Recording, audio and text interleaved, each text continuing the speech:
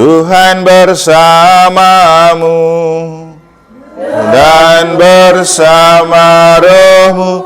Inilah Injil suci menurut Markus. Dimuliakanlah Tuhan. Waktu itu murid-murid Yohanes dan orang-orang Farisi sedang berpuasa. Pada suatu hari datanglah orang-orang kepada Yesus dan berkata, murid-murid Yohanes dan murid-murid orang Farisi berpuasa, mengapa murid-muridmu tidak? Jawab Yesus kepada mereka, dapatkah sahabat-sahabat pengantin pria berpuasa selagi pengantin itu bersama mereka? Selama pengantin itu ada bersama mereka, mereka tidak dapat berpuasa.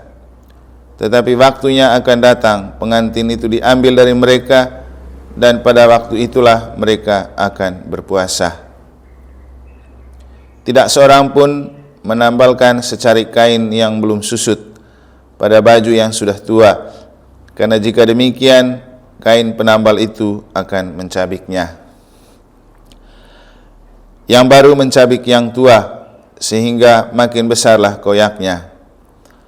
Demikian juga, tak seorang pun mengisikan anggur baru ke dalam kantong kulit yang sudah tua, karena jika demikian, anggur tersebut akan mengoyakkan kantong itu, sehingga baik anggur maupun kantongnya akan terbuang. Jadi, anggur yang baru hendaknya disimpan dalam kantong yang baru pula.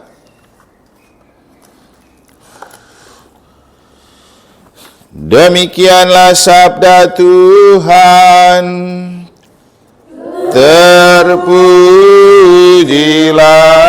Kristus. Para suster dan saudara-saudari yang saya kasih dalam Tuhan, kemarin sore saya pergi jalan-jalan di rumahnya Mami Oka. Di sampingnya kan ada gereja Protestan. Tiba-tiba setelah kita Angelus, ada bunyi musik kayak band gitu di sebelah. Terus kita kan tahu itu gereja, pasti mereka mau ibadah. Terus saya bergoyang begini ke Sugi sama mereka di rumah. Seandainya ini jam tidurnya Tuhan, tiba-tiba kita nyanyi puji-pujian dengan gaya seperti itu, bukankah Tuhan pusing kepalanya? Ini hanya guyon saja. Tapi yang ingin saya katakan dari cerita ini, untuk memaknai apa yang dikisahkan dalam bacaan pertama tentang Saul. Saul kecewa karena setelah dia mengalahkan bangsa Amalek, dia berpikir kambing-kambing, domba, dan lembu-lembu itu dipakai sebagai persembahan untuk Tuhan. Makanya dia marah karena orang-orang Israel malah makan itu daging. Tapi Samuel yang paham betul apa yang Tuhan mau dan sering membaca firman Tuhan, malah bertanya kepada Saul, memangnya kau pikir Tuhan butuh itu? Butuh itu persembahan yang kau sesalkan? Nah, ini cukup juga untuk menunjukkan kepada kita tentang hidup rohani dan selera berdoa. Kadang-kadang kita berpikir Tuhan butuh seperti yang kita butuhkan. Maunya nyanyi dengan begini, dengan begitu, harus doa dengan begini dan begitu. Ya. Coba bertanya, memang Tuhan butuh yang seperti itu? Saya rasa Tuhan itu tidak punya perasaan seperti kita.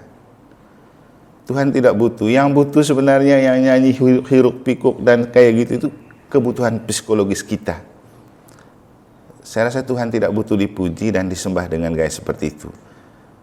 Dan ini juga cocok dengan yang beberapa kali sering saya katakan dan yang membuat kita juga merasa bahwa ya cara berdoa seperti yang Fransiskus Assisi buat atau yang Yesus sendiri buat, itulah doa yang berkenan di hadapan Tuhan. Pergi cari ke tempat yang sunyi, berdoa di situ. Itu yang berkenan. Kemudian yang paling penting juga itu melakukan firman. Mungkin kita masih ingat ketika kemarin juga saya berkhotbah tentang yang paling penting itu melakukan firman, bukan menghafal firman. Dan inilah yang dikatakan oleh Samuel kepada Saul, hidup sesuai dengan firman Allah atau melakukan firman Allah, bukan persembahan. Jadi melakukan firman lebih penting daripada persembahan. Nah, kadang-kadang orang berpikir yang penting sudah beri persembahan, sudah beri perpuluhan, tidak perlu melakukan firman, tidak perlu pergi misa. Nah, gereja Katolik itu kenapa banyak tidak disukai oleh orang kaya? Karena kita itu meminta orang untuk ke gereja. Tapi kadang teman lain yang penting scan barcode, kirim ke nomor rekening, sudah, itu sudah cukup untuk ke gereja. Tapi Katolik tidak. Karena yang paling penting itu orang datang mencicipi Tuhan dalam misa, lewat mendengar sabda, makan tubuhnya, seperti yang kemarin saya khotbahkan juga. Jadi kita mendengar firman untuk kita makin mengenal Tuhan, karena kalau tidak dengar baik firman, kita tidak tahu Tuhan yang kita percaya ini seperti apa. Nah, kita bersyukur karena Tuhan yang mau lagi, Tuhan yang mempersembahkan diri untuk kita dengan jadi makanan rohani, supaya dia bekerja dari dalam dan masuk di dalam diri kita lewat Ekaristi. Maka Yesus diperkenalkan sebagai anak domba. Jadi harus datang, tidak bisa beriman pakai titipan. Nah, gaya hidup kita kadang-kadang begitu, untuk pergi bakti titip saja, yang penting ada wakil dari keluarga. Kadang juga ada yang pergi baktinya pergi, misanya tidak loh. Untuk apa kok pergi bersih gereja kalau tidak untuk misa? Kan kita bersih untuk kita misa dengan nyaman. Nah, tapi inilah gaya hidup beriman yang dangkal, bukan karena melakukan firman, tapi karena melakukan aturan. Nah, sama juga dengan puasa yang dimaksudkan oleh Yesus. Orang-orang Farisi dan ahli Taurat dalam Injil itu mereka melakukan puasa karena aturan, karena kewajiban, bukan karena mengikuti firman Tuhan. Karena logika sederhananya begini. Ketika murid-murid Yesus tidak berpuasa karena sedang bersama Yesus, mereka yang menjadi murid-murid Yohanes dan orang-orang Farisi mempersoalkan, kenapa tidak berpuasa? Kan ini lagi musim puasa istilahnya. Tapi Yesus bilang apa? Nggak usah mereka berpuasa kalau mereka sedang berada bersama saya. Konkretnya kira-kira begini. Kita akan memasuki masa puasa dan memulai dengan Rabu-Abu. Orang boleh tidak makan sampai dia sakit perut, tapi kalau dia tidak pergi misa, percuma. Orang boleh berpuasa, tapi kalau tidak bersedekah, percuma. Selama masa Prapaskah, orang boleh berpuasa, tapi kalau tidak ikut misa juga tidak ada gunanya. Jadi yang paling penting itu berada bersama Tuhan. Soal puasa itu kan aturan manusia. Toh Tuhan juga tidak pernah mengeluarkan aturan tentang puasa. Yang Tuhan bilang, kalau saya ada, mari berada bersama saya. Itulah yang dimaksudkan oleh Yesus. Bukan puasa itu tidak penting, tapi ada waktunya puasa itu penting. Dan yang paling penting dari puasa sebenarnya bukan soal tidak mengkonsumsi sesuatu atau tidak menikmati sesuatu.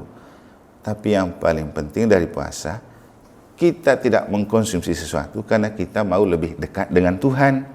Kita mengurangi mengkonsumsi sesuatu supaya kita bisa berbagi dengan orang. Kalau tidak mendekatkan diri dengan Tuhan dan tidak berbagi, lalu bilang saya berpuasa, tidak ada gunanya. Jadi makna dari puasa itu ketika melakukan sesuatu karena ada sesuatu yang lebih yang kita mau dapat dari itu. Bukan soal tidak makan dan tidak minum atau tidak mengkonsumsi sesuatu.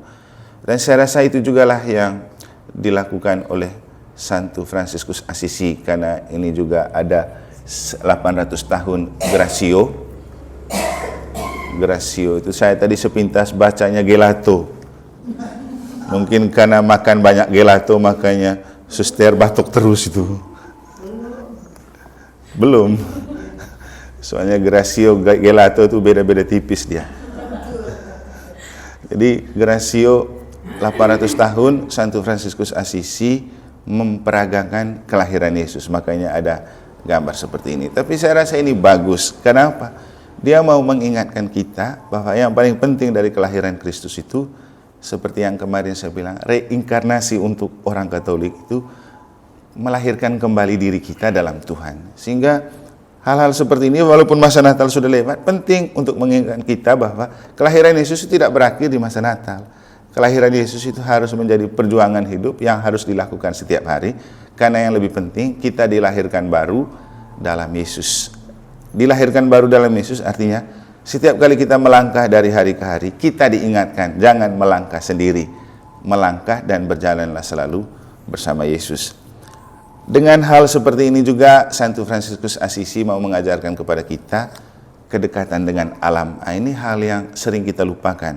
Karena makna terbesar dari kelahiran Yesus, memilih lahir di Kanaan itu untuk menyatu dengan alam. Maka menghargai alam itu penting. Berdamai dengan alam itu penting. Dan itulah yang juga menjadi spiritualitas Santo Fransiskus Assisi.